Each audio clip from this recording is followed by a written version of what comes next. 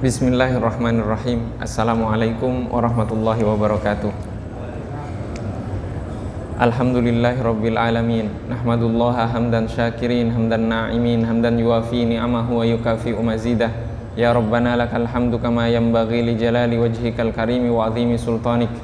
Asyhadu an la ilaha illallah wa asyhadu anna sayyidana Muhammadar Rasulullah. Allahumma salli ala sayyidina Muhammadin abdika wa rasulikan nabiyil ummi wa ala alihi wa sahbihi wa sallim taslima biqadri azamati dzatika fi kulli waqtin wa hin.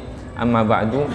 Sebelum kita memulai kajian kita pada kesempatan kali ini, mari kita sama-sama membaca Al-Fatihah. Kita khususkan untuk penulis wasiat Siddiqiyah yaitu Sayyid Muhammad bin Siddiq Al-Ghumari, dan juga penulis penjelasan atas wasiat tersebut yaitu Sayyid Abdul Aziz bin Muhammad bin Siddiq Al-Ghumari. Dan juga untuk kita semuanya, semoga Allah Subhanahu wa Ta'ala menganugerahkan pintu pemahaman kepada kita dan juga menganugerahkan kemampuan untuk melaksanakan dan mengamalkan apa yang telah kita pelajari dan membukakan pintu ma'rifahnya bagi kita. Ala hadhihi niyya wa bikulli niyatin salihah wa ila hadratin nabiyil mustafa sallallahu alaihi wa alihi wasallam. Al-Fatihah. A'udzu billahi minasyaitonir rajim. Bismillahirrahmanirrahim. Alhamdulillahi rabbil alamin arrahmanir rahim maliki yaumiddin iyyaka na'budu wa iyyaka nasta'in ihdinas siratal mustaqim siratal ladzina an'amta 'alaihim ghairil maghdubi 'alaihim waladdallin amin. Jamaah yang dirahmati oleh Allah Subhanahu wa Ta'ala, pada kajian yang lalu kita telah membahas tema yaitu berlepas diri dari hal yang menghalangi anugerah Allah Subhanahu wa Ta'ala kepada seorang hamba, di buku terjemahan di halaman yang ke-7. Dan pada kajian yang lalu dari tema ini kita telah sampai kepada perkataan hikmah yang ditulis oleh Ibnu Athaillah As-Sakandari, di mana Ibnu Athaillah dalam kitab Al-Hikam menyampaikan wurudul imdadi bihasabil isti'dad fa biqadril mujahadati takunul musyahadatu wa biqadrit tahalliyatu takunu at-tahalliyatu, yaitu di halaman ke-8, datangnya karunia pertolongan Allah Subhanahu wa Ta'ala sesuai dengan kadar persiapan dan dengan kadar kesungguhan bisa teraih tingkat musyahadah. Musyahadah di sini artinya menyaksikan keagungan Allah Subhanahu wa Ta'ala. Maka mohon ditekankan, jadi untuk memahami kajian-kajian hati seperti ini kita harus lebih mengerti terlebih dahulu tentang akidah, yaitu tentang keyakinan. Jadi kalau kita membayangkan bahwa Allah Subhanahu wa Ta'ala itu berbentuk, bertempat, menempati tempat, menempati waktu, maka yang terbayang adalah makhluk. Mustahil di dunia ini ada orang yang bertemu dengan Allah Subhanahu wa Ta'ala. Jadi satu-satunya yang bertemu dengan Allah Subhanahu wa Ta'ala hanya Rasulullah Shallallahu alaihi wasallam. Kapan? Ketika Isra Mi'raj. Kalau ditanya Isra Mi'raj Sidratul Muntaha, setelah itu sampai ke derajat tertinggi yang dicapai oleh Rasulullah Shallallahu alaihi wasallam seperti apa? Tidak ada yang tahu. Jangankan kita, Sayyidina Abu Bakar tidak tahu. Kenapa? Karena mukjizat Isra Mi'raj adalah mukjizat yang hanya dirasakan oleh Rasulullah. Para sahabat dan kita sama, hanya dapat ceritanya saja. Yang merasakan siapa? Rasulullah. Yang merasakan Rasulullah. Maka di sini musyahadah itu adalah menyaksikan keagungan Allah Subhanahu wa Ta'ala. Artinya kemarin kita sudah bahas bahwa apa perbedaan orang awam dengan orang alim. Orang awam itu ketika membaca Asmaul Husna, dia butuh bukti.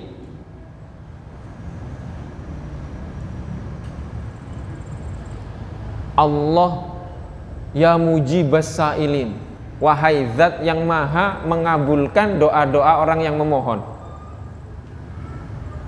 Kalau orang awam, dia berdoa dulu, butuh bukti. Setelah dikabulkan, oh iya benar, Allah mengabulkan doa kita. Harus ada bukti. Tapi kalau orang alim tidak butuh bukti. Dia baca Asmaul Husna yang 99 itu, dia sudah langsung melekat di dalam hati, tidak butuh bukti. Itu perbedaan antara orang yang awam dan orang yang alim. Maka menyaksikan di sini adalah menyaksikan bukti-bukti sifat-sifat Allah Subhanahu wa taala yang Allah tampakkan di dunia ini. Itu artinya menyaksikan, bukan menyaksikan Allah zatnya, bukan. Ya.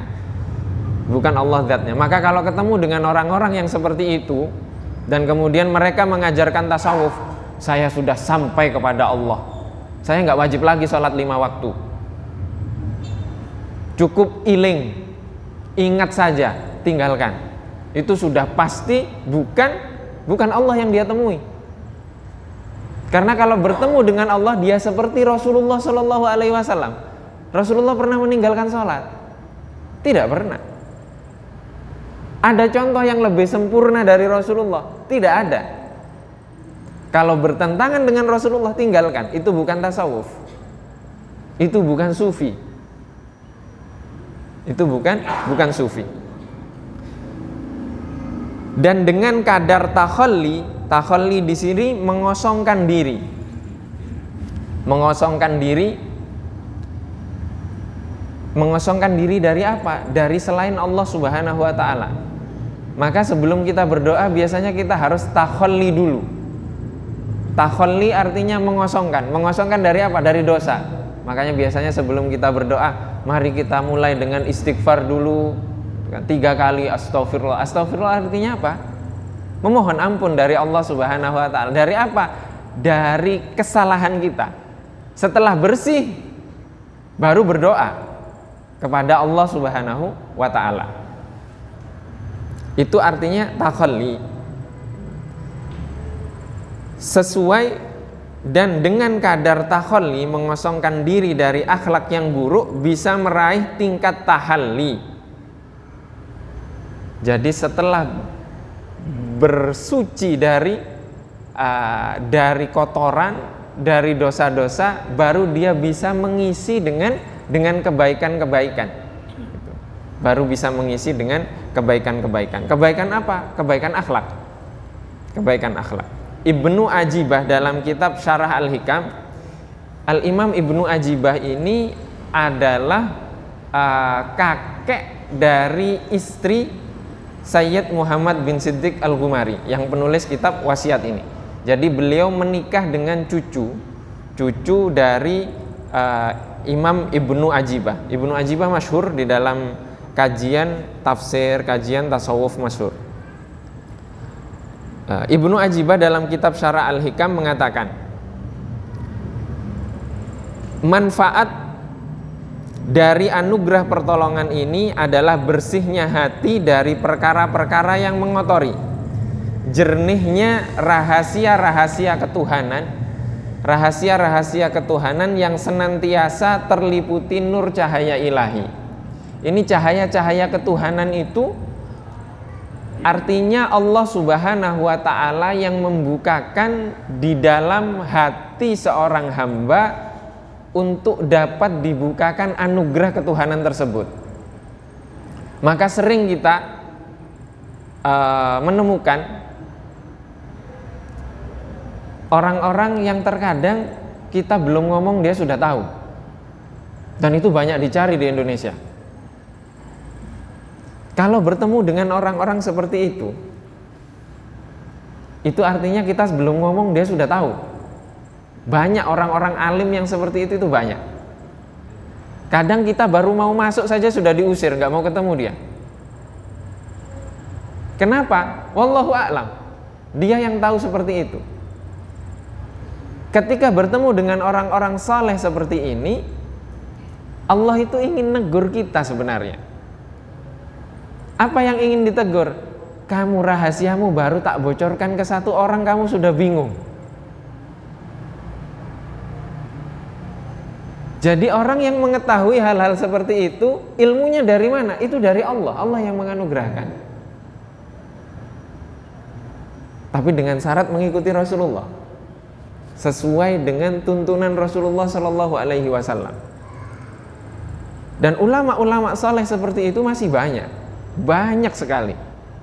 Di Indonesia masih ada, di luar Indonesia juga banyak orang-orang saleh seperti itu. Jadi artinya rahasia ketuhanan ini bagaimana Allah Subhanahu wa taala memperkenalkan sifat-sifatnya kepada seorang hamba. Di beberapa kajian pernah kita kaji juga bahwa ada seorang ulama yang ketika wukuf di Arafah dia nggak bermunajat sama sekali. Jadi mengangkat tangan memohon ampunan begini, tidak mengangkat tangan sama sekali, hanya tertunduk dan menangis. Karena dia mengingat masa lalunya yang kelam.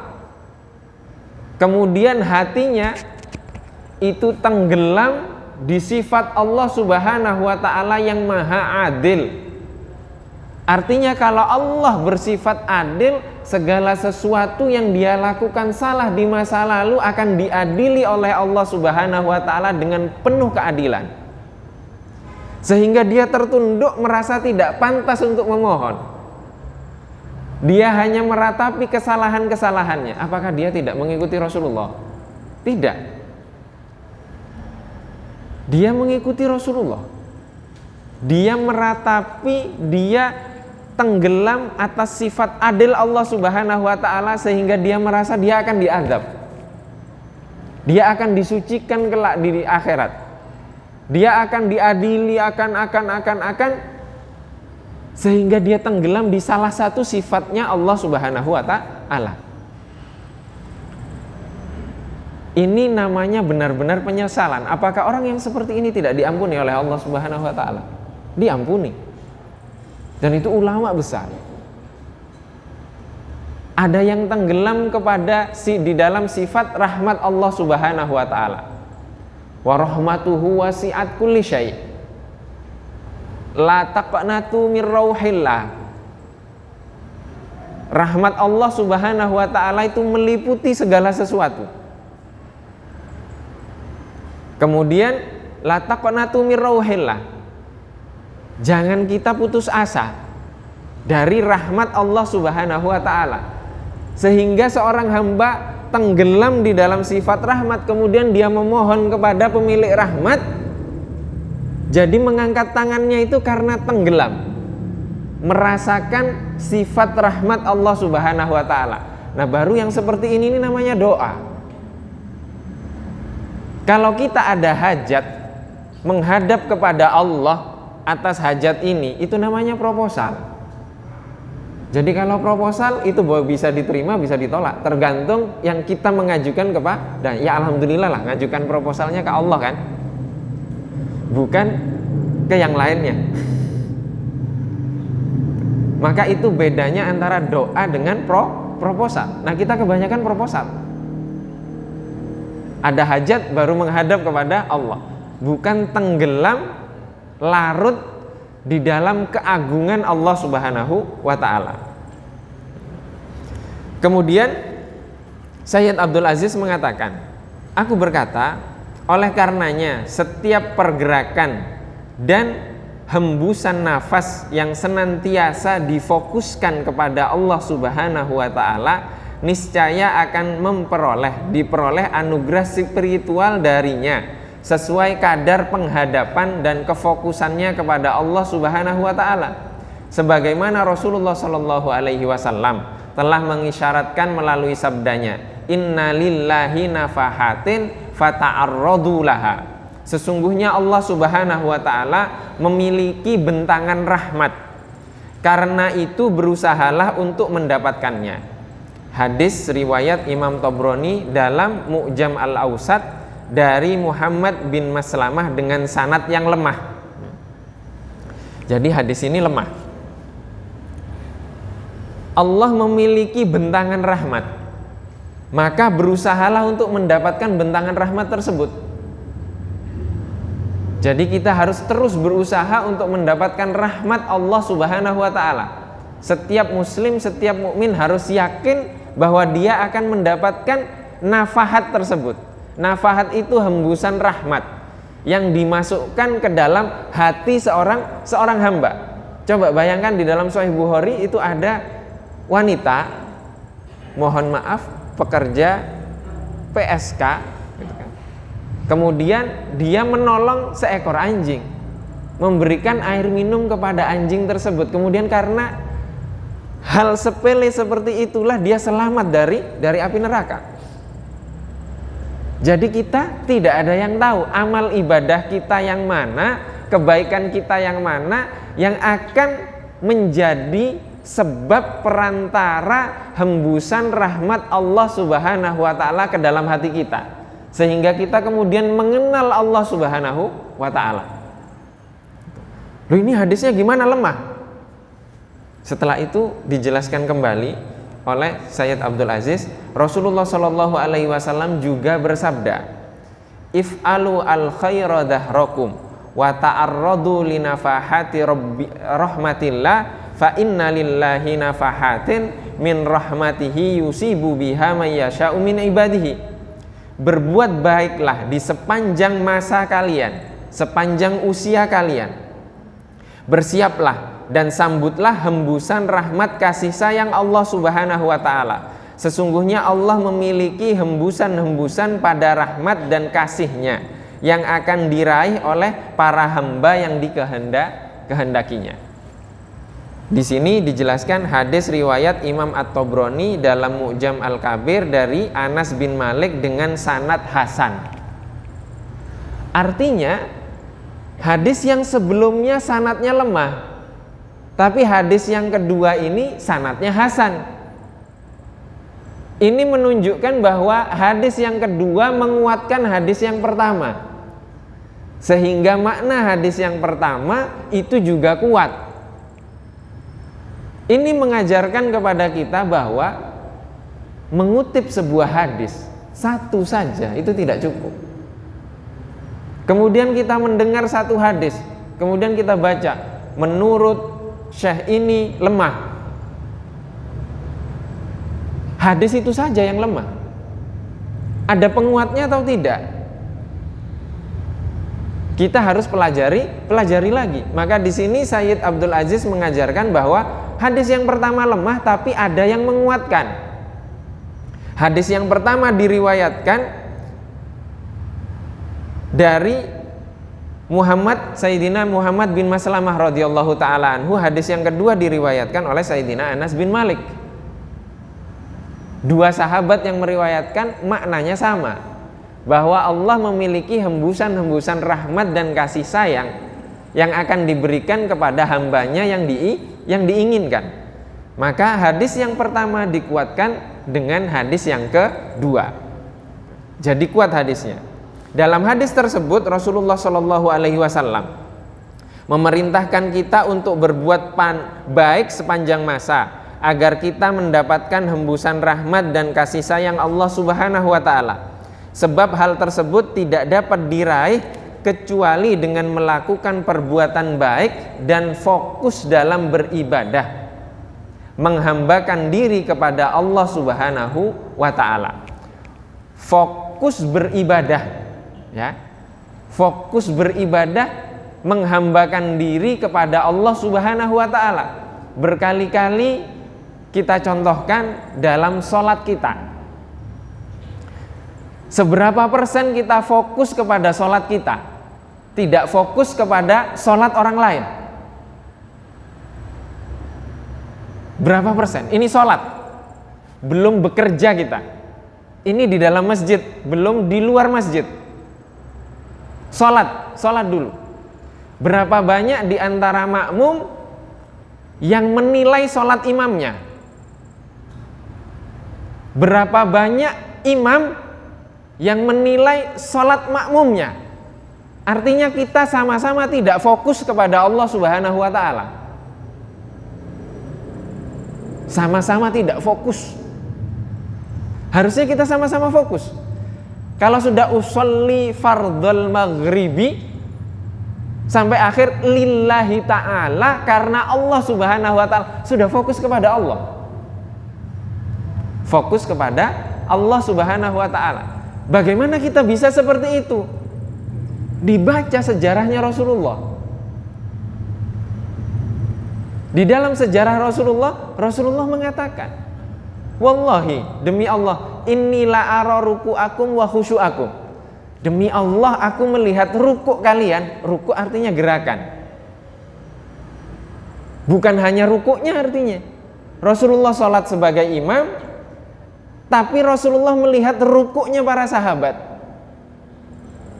melihat gerakannya para sahabat.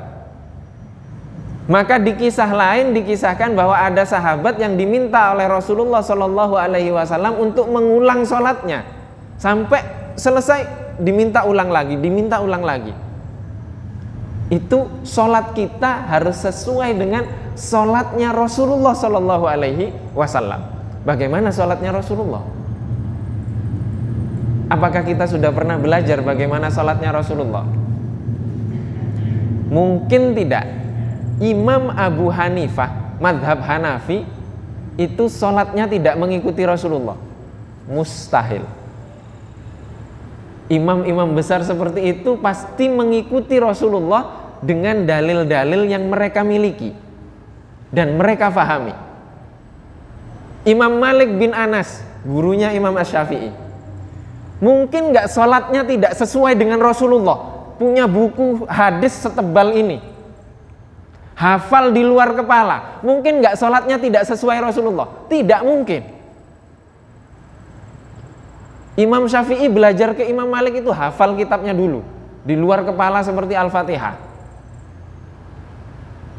Setelah Imam Malik wafat, baru Imam Syafi'i pergi belajar lagi ke Baghdad, ke murid-muridnya Imam Abu Hanifah tadi.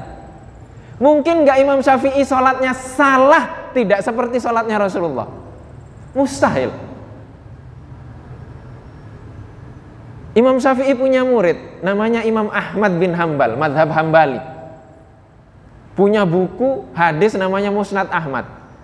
Cetakan yang paling baru itu jumlahnya 59 jilid, satu jilidnya 400-500 halaman. Itu hafal beliau di luar kepala. Beliau mendiktekan kepada anaknya yang namanya Abdullah. Dikteannya itu sekarang dicetak. Mungkin gak Imam Ahmad salah sholatnya? Tidak sesuai dengan Rasulullah? Mustahil.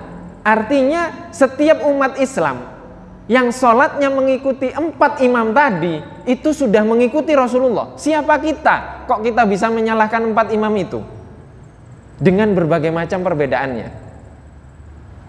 Artinya selama kita mengikuti 4 imam, jangan salahkan.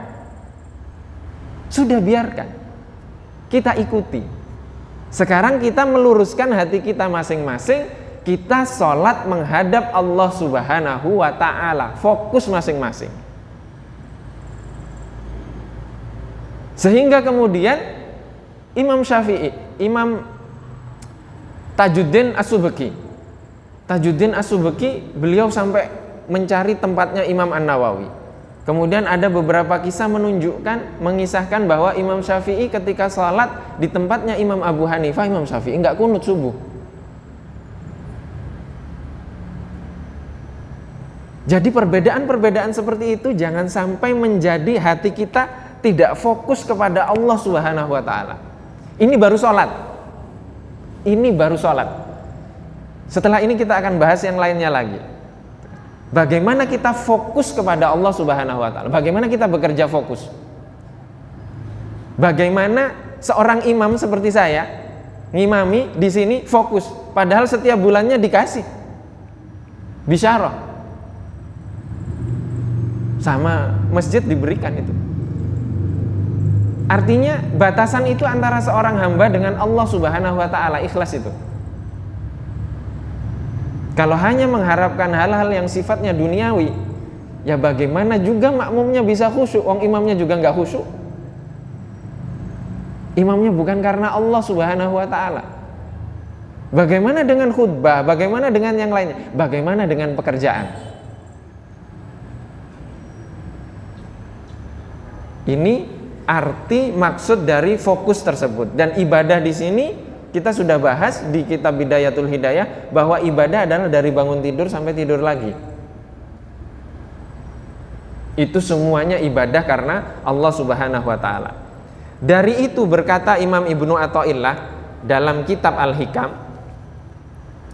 tidak di dalam Al-Hikam, la yastahkiru al-wirda illa jahul.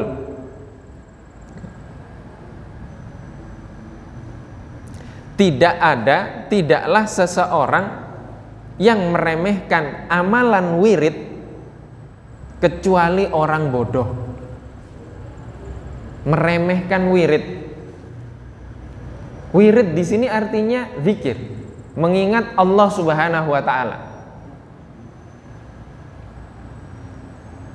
Dan perbuatan buruk, dosa kecil itu bisa dihapus dengan kebaikan. Dan salah satu kebaikan itu istighfar, itu sudah kebaikan. Sekarang berapa banyak di antara kita, di masyarakat kita, ada orang berkumpul zikir bersama-sama, dikatakan itu bertentangan dengan Rasulullah Shallallahu Alaihi Wasallam. Yang dibaca apa? Baca Yasin bersama-sama apa salahnya? Istighfar bersama-sama apa salahnya? Baca Al-Fatihah bersama-sama apa salahnya? Apa hanya playgroup saja yang kita boleh baca Al-Fatihah bersama-sama? Karena anak kecil sedang belajar. Terus karena kita sudah dewasa kita nggak boleh baca itu bersama-sama. Maka amat sangat heran ketika ada sebuah majelis itu dibacakan Al-Quran, dibacakan kalimat thayyibah, istighfar, la ilaha illallah, salawat kepada Rasulullah, kok dikatakan itu tidak sesuai dengan Rasulullah, itu dari mana? Maka kalau ada orang yang seperti ini, dikatakan di sini, tidak ada yang meremehkan amalan wirid kecuali orang bodoh. Ini kalau ada orang meremehkan wiridnya sendiri, itu sudah bodoh. Bagaimana kalau ada orang lain sedang wirid, dia mengatakan wiridnya itu nggak benar, wiridnya itu tidak diterima, bacaan Yasinnya tidak diterima, bacaan Al-Fatihahnya tidak diterima, bacaan ini tidak diterima. Karena apa? Karena hanya bacanya bersama-sama. Maka hanya orang bodoh yang mengatakan seperti itu. Ini Ibnu Athaillah As-Sakan dari yang mengatakan. Imam Ibnu Ajibah berkata dalam syarah Al-Hikam, penjelasan Al-Hikam, wirid secara bahasa berarti minuman. Seperti firman Allah Subhanahu wa taala, wa bi'sal wirdul maurud, dan seburuk-buruknya minuman yang disajikan. Maksudnya adalah kelak di neraka. Maka di sini arti kata al-wirdu itu minuman. Adapun secara istilah, wirid adalah amalan yang dirutinkan seorang hamba terhadap dirinya, ya. Amalan yang dirutinkan seorang hamba terhadap dirinya, itu namanya wirid. Atau seorang guru terhadap muridnya, yang berupa zikir-zikir atau ibadah-ibadah lainnya, itu namanya wirid. Maka ada istilah lain dari wirid namanya hizib. Hizib itu kumpulan wirid. Di dalam Al-Quran itu satu hizib itu setengah juz, ya, satu hizib itu setengah juz. 2 hizib 1 juz. Maka di setiap Al-Quran itu ada tandanya itu, seperti tanda masjid di sampingnya. Itu namanya hizib. 1 hizib itu dibagi menjadi 4 pemberhentian. Nah, itu digunakan oleh siapa namanya? Lupa saya namanya, tidak hadir sekarang. Jadi itu ada dulu salah satu pemimpin membiasakan seperti itu, sehingga kemudian Al-Quran yang dicetak diberi tanda sesuai dengan murojaahnya, pengulangan hafalan dan bacaannya pemimpin tersebut. Jadi Al-Quran yang kita pakai itu ada tanda-tandanya, dia sudah membiasakan. Maka para ulama ada yang membiasakan sebulan itu hatam sekali, Ada yang membiasakan seminggu hatam sekali, ada yang membiasakan 3 hari sekali, ada yang membiasakan sehari hatam 2 kali. Itu hizib namanya, itu wirid namanya. Maka kemudian kita menemukan ada hizib-hizib, punya banyak hizib namanya. Ada hizib Nawawi. Hizib Nawawi artinya zikiran yang dibiasakan oleh Imam An-Nawawi. Itu zikir kebiasaannya Imam An-Nawawi. Ada hizib Fatah Siddiqi. Itu kumpulan doa-doa dari ayat-ayat Al-Quran dan hadis yang dikumpulkan oleh Sayyid Abdullah bin Muhammad bin Siddiq Al-Gumari. Dan banyak hizib-hizib lain yang biasanya dibaca. Nah, kebanyakan kita kalau membaca hizib, oh hizib ini untuk ini, hizib ini untuk ini, hizib ini untuk ini. Begitu. Jadi bukan zikirnya, tapi akhirnya hajatnya dulu. Ya nggak apa-apa lah, itu sebagai pintu awal lah untuk membiasakan diri kita untuk berzikir. Jadi artinya ibadah, bacaan Al-Quran, bacaan zikir yang dibiasakan seorang hamba, baik itu setiap hari dalam waktu-waktu tertentu, itu disebut dengan wirid. Kemudian Ibnu Ajibah radhiyallahu taala anhu juga menambahkan, bagaimana sebuah wirid diremehkan, sedang dengannya bisa menyampaikan kedekatan hamba kepada Allah Subhanahu wa ta'ala. Dan ini kalau kita membaca kisah-kisah banyak itu. Ada orang yang rutin bersolawat kepada Rasulullah Shallallahu Alaihi Wasallam sekian ribu kali setiap hari.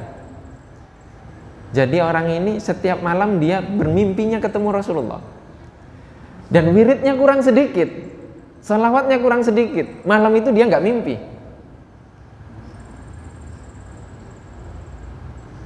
Dan itu banyak kisah-kisah seperti itu. Itu sholawat. Itu sholawat. Kemudian Sayyid Abdul Aziz berkata, aku berkata, akan hal tersebut Rasulullah Shallallahu Alaihi Wasallam mengisyaratkan melalui sabdanya berikut. Laisa yatahassaru ahlul jannati illa ala sa'atin marrat bihim lam yadhkurullaha ta'ala fiha. Tidak ada hal yang lebih disesali oleh para penghuni surga selain atas suatu waktu, yaitu suatu saat, suatu masa yang pernah mereka lalui di dunia yang tidak digunakan untuk mengingat Allah Subhanahu wa ta'ala. Berzikir, mengingat Allah Subhanahu wa ta'ala. Hadis riwayat Imam At-Tabrani dan Imam Al-Baihaqi dari Sayyidina Mu'adz bin Jabal dengan sanad yang baik. Dalam riwayat juga disebutkan, ma min sa'atin tamurru bi ibni adama lam yadhkurillaha ta'ala fiha bi khairin illa tahassara 'alaiha yaumal qiyamah. Tidak ada waktu sesaat pun yang dilalui oleh anak cucu Adam dengan tidak digunakan untuk mengingat Allah Subhanahu wa ta'ala, kecuali akan ia sesali kelak di hari kiamat. Hadis riwayat Ibnu Abid Dunya dan Imam Al-Baihaqi dari Sayyidah Aisyah. Kemudian Sayyid Abdul Aziz mengatakan, penyesalan tersebut sebab mereka tahu telah menyia-nyiakan dan terhalang untuk memperoleh karunia dan anugerah spiritual dari Allah Subhanahu wa ta'ala. Maka berzikir mengingat Allah Subhanahu wa ta'ala di setiap saat, di setiap waktu.